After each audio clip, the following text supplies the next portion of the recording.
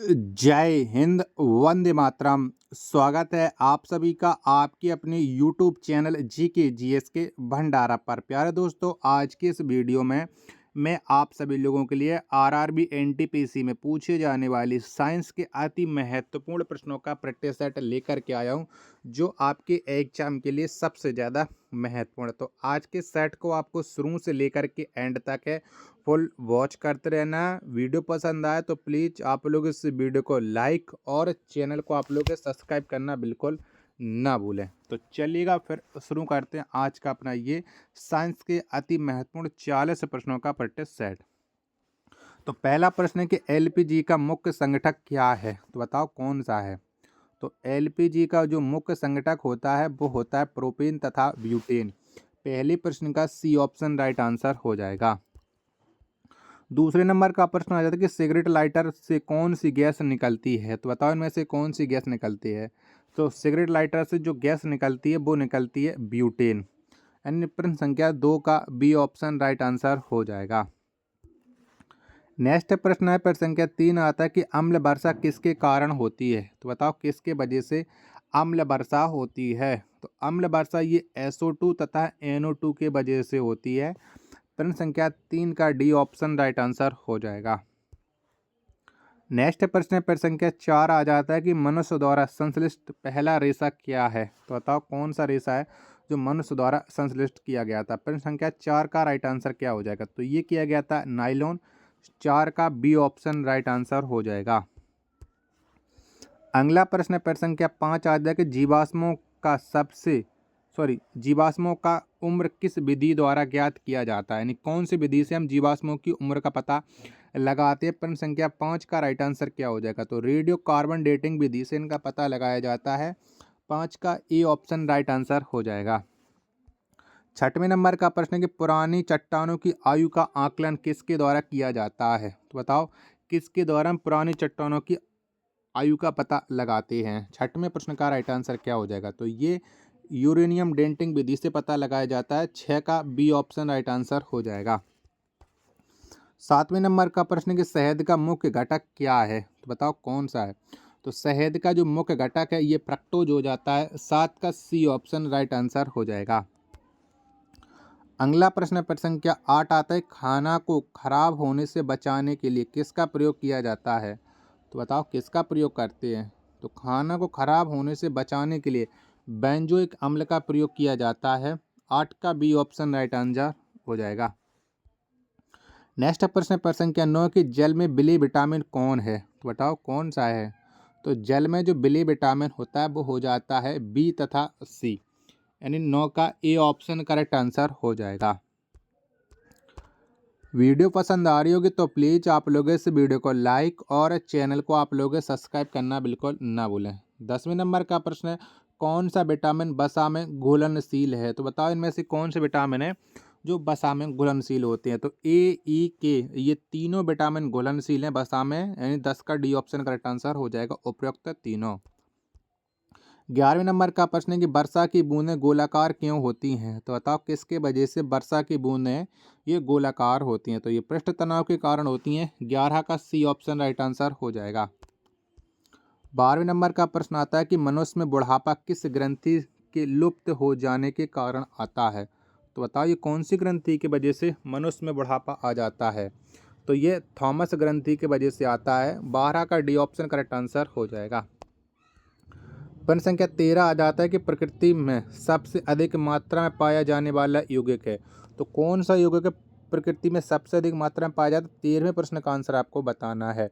जब तक मैं आपको प्रश्न संख्या 13 के ऑप्शन दिखा रहा हूँ तब तक आप लोग इस वीडियो को लाइक करके चैनल को आप लोग जरूर सब्सक्राइब कर लीजिएगा और कमेंट बॉक्स में बताते चलो कि ये वीडियो आपको कैसी लग रही है।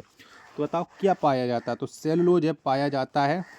प्रश्न संख्या 13 का सी ऑप्शन राइट आंसर हो जाएगा। 14वें नंबर का प्रश्न आता है कि प्रोटीन किसका बना होता है, तो बताओ किसका बना होता है। तो जो प्रोटीन है ये एमिनो अम्ल का बना होता है। किसका, एमिनो अम्ल का। 14 का बी ऑप्शन राइट आंसर हो जाएगा। 15वें नंबर का प्रश्न है कि प्रयोगशाला में संश्लेषित पहला कार्बनिक पदार्थ क्या है, तो बताओ कौन सा है।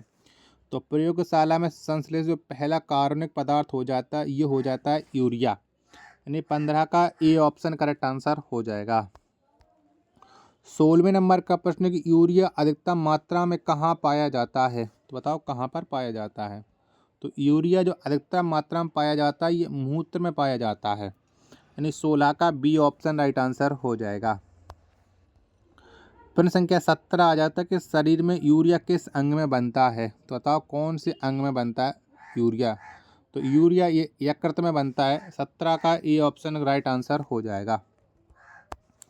18वें नंबर का प्रश्न है कि दूध का पाश्चुरीकृत कितने डिग्री पर किया जाता है, तो बताओ कितने डिग्री पर करते हैं। तो दूध का जो पाश्चुरीकृत किया जाता है ये 62 डिग्री सेल्सियस पर किया जाता है, 18 का सी ऑप्शन राइट आंसर हो जाएगा। नेक्स्ट प्रश्न है प्रश्न संख्या 19 से कि प्रोटीन को पचाने वाला एंजाइम कौन है, तो बताओ कौन सा एंजाइम है जो प्रोटीन को पचाता है। 19 में प्रश्न का राइट आंसर क्या हो जाएगा, तो ये होता है पेप्सिन, 19 का डी ऑप्शन करेक्ट आंसर हो जाएगा। 20वें नंबर का प्रश्न है अंडे के किस भाग में प्रोटीन पाया जाता है, तो बताओ कौन से भाग में पाया जाता है प्रोटीन अंडे के। तो ये पाया जाता है सफ़ेद वाले भाग में, प्रश्न संख्या 20 का ए ऑप्शन राइट आंसर हो जाएगा। नेक्स्ट प्रश्न है प्रश्न संख्या 21 है अंडाणु का निषेचन किस में होता है, तो बताओ किस में होता है। तो अंडाणु का जो निषेचन होता है वो गर्भाशय नलिका में होता है, 21 का सी ऑप्शन राइट आंसर हो जाएगा। प्रश्न संख्या 20 आता है कि डिहाइड्रेशन में प्रायः किस पदार्थ की कमी हो जाती है, तो बताओ किसकी कमी हो जाती है डिहाइड्रेशन में। तो इसमें हो जाती है, आपको पता है किसकी हो जाती है डिहाइड्रेशन में, जल की, यानी 22 का डी ऑप्शन करेक्ट आंसर हो जाएगा। प्रश्न संख्या 23 है आपके सामने कि ध्वनि की चाल किस पर निर्भर करती है। तो ध्वनि की जो चाल है ये निर्भर करती है प्रत्यास्थता तथा जल दोनों पर, यानी प्रत्यास्थता तथा घनत्व दोनों पर करती है। जल मैंने गलती से पढ़ दिया, उसके लिए सॉरी। प्रश्न संख्या 23 का सी ऑप्शन राइट आंसर हो जाएगा। 24वें नंबर का प्रश्न आ जाता है कि दिया सलाई में किसका प्रयोग किया जाता है, तो बताओ किसका प्रयोग करते हैं। तो दिया सलाई में लाल फास्फोरस का प्रयोग किया जाता है, प्रश्न संख्या 24 का सी ऑप्शन करेक्ट आंसर हो जाएगा। नेक्स्ट प्रश्न है प्रश्न संख्या 25 आज तक कीटाणुनाशक के रूप में किसका प्रयोग किया जाता है, तो बताओ किसका प्रयोग है हम कीटाणुनाशक के रूप में करते हैं। 25 में प्रश्न का राइट आंसर क्या हो जाएगा। तो ब्रंजक चूर्ण तथा डीडीटी का प्रयोग करते हैं, यानी ए तथा बी दोनों इसके राइट आंसर हो जाएंगे। 25 में प्रश्न का डी ऑप्शन करेक्ट आंसर हो जाएगा। 26वें नंबर का प्रश्न के प्रतिवर्ती क्रिया का संचालन केंद्र कौन होता है, तो बताओ कौन सा केंद्र होता है। 26वें प्रश्न का आंसर आपको बताना है। जब तक मैं आपको ऑप्शन दिखा रहा हूँ 26वें प्रश्न के, तब तक आप लोग इस वीडियो को लाइक करके चैनल को आप लोग वो जरूर सब्सक्राइब कर लेना और कमेंट बॉक्स में आप अपनी राय देना बिल्कुल ना भूलें। बताओ 26 का राइट आंसर क्या हो जाएगा। तो जितने भी लोग 26 का बता रहे हैं मेरुदंड एकदम करेक्ट आंसर हो जाएगा, डी ऑप्शन। 27वें नंबर का प्रश्न ऑटोमोबाइल के हाइड्रोलिक ब्रेक किस नियम पर कार्य करता है, तो बताओ ये ऑटोमोबाइल का हाइड्रोलिक ब्रेक होता है वो किस पर कार्य करता है। तो ये पास्कल के नियम पर कार्य करता है, 27 का डी ऑप्शन राइट आंसर हो जाएगा। 28वें नंबर का प्रश्न आ जाता है कि सोने को किस में घोला जा सकता है, तो बताओ किस में घोलते हैं हम सोने को। 28वें प्रश्न का राइट आंसर क्या हो जाएगा। तो सोने को सल्फ्यूरिक तथा नाइट्रिक एसिड का मिश्रण होता है, यानी 28 का सी ऑप्शन राइट आंसर हो जाएगा। चलिएगा अगला प्रश्न है प्रश्न संख्या 29 से कोनेन कहाँ से प्राप्त होता है, तो बताओ कहाँ से हम प्राप्त करते हैं कोनेन को। तो कोनेन ये सिनकोना की छाल से प्राप्त होता है, 29 का बी ऑप्शन राइट आंसर हो जाएगा। प्रश्न संख्या 30 आता है कि मार्फिन तथा हेरोइन कहाँ से प्राप्त होता है, तो बताओ इन्हें कहाँ से प्राप्त करते हैं मार्फिन तथा हेरोइन को। तो इन्हें प्राप्त किया जाता है अफीम से, प्रश्न संख्या 30 का सी ऑप्शन करेक्ट आंसर हो जाएगा। अगला प्रश्न है प्रश्न संख्या 38 है कि तारपीन का तेल कहाँ से प्राप्त होता है, तो बताओ कहाँ से होता है। तो जो तारपीन का तेल है ये चीड़ के पेड़ से प्राप्त किया जाता है, किसके, चीड़ के पेड़ से, यानी 31 का ए ऑप्शन करेक्ट आंसर हो जाएगा। चलिएगा नेक्स्ट प्रश्न आ जाता है प्रश्न संख्या 32 है कि चाय में कौन सा उत्तेजित पदार्थ पाया जाता है, तो बताओ कौन सा उत्तेजित पदार्थ पाया जाता है। तो इसमें थीन पाया जाता है चाय में उत्तेजित पदार्थ, 32 का बी ऑप्शन राइट आंसर हो जाएगा। 33वें नंबर का प्रश्न, कॉफ़ी में कौन सा उत्तेजित पदार्थ पाया जाता है? तो बताओ कौन सा पाया जाता है? तो कॉफ़ी में जो उत्तेजित पदार्थ पाया जाता है ये पाया जाता है कैफीन। 33 का डी ऑप्शन करेक्ट आंसर हो जाएगा। नेक्स्ट प्रश्न है प्रश्न संख्या 34 कि दूध में उपस्थित प्रोटीन होता है। तो बताओ कौन सा प्रोटीन उपस्थित होता है? तो दूध में ये केसिन प्रोटीन पाया जाता है। 34 का ए ऑप्शन राइट आंसर हो जाएगा। अगला प्रश्न है प्रश्न संख्या 35 आ जाता है कि 1 ग्राम वसा से कितना ऊर्जा उत्पन्न होती है? तो बताओ कितनी ऊर्जा उत्पन्न होती है 1 ग्राम वसा से? तो यहाँ पर 9.3 कैलोरी ऊर्जा उत्पन्न की जाती है। 35 का बी ऑप्शन राइट आंसर हो जाएगा। अगला प्रश्न प्रश्न संख्या 36 आ जाता है कि भूमि पर पाया जाने वाला पौधा कहलाता है। तो बताओ क्या कहलाता है? तो भूमि पर पाया जाने वाला जो पौधा होता है ये कहलाता है ब्रायोफाइटस। 36 का बी ऑप्शन राइट आंसर हो जाएगा।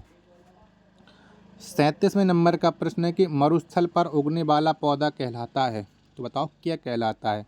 तो मरुस्थल पर उगने वाला जो पौधा होता है ये जीरोफाइटस कहलाता है। 37 का डी ऑप्शन एकदम इसका करेक्ट आंसर हो जाएगा। 38वें नंबर का प्रश्न आ जाता है कि चट्टानों पर उगने वाला पौधा कहलाता है। तो बताओ क्या कहलाता है? तो चट्टानों पर जो पौधा उगते हैं वो ये लिथोफाइटस कहलाते हैं। क्या? लिथोफाइटस। 38 का ए ऑप्शन राइट आंसर हो जाएगा।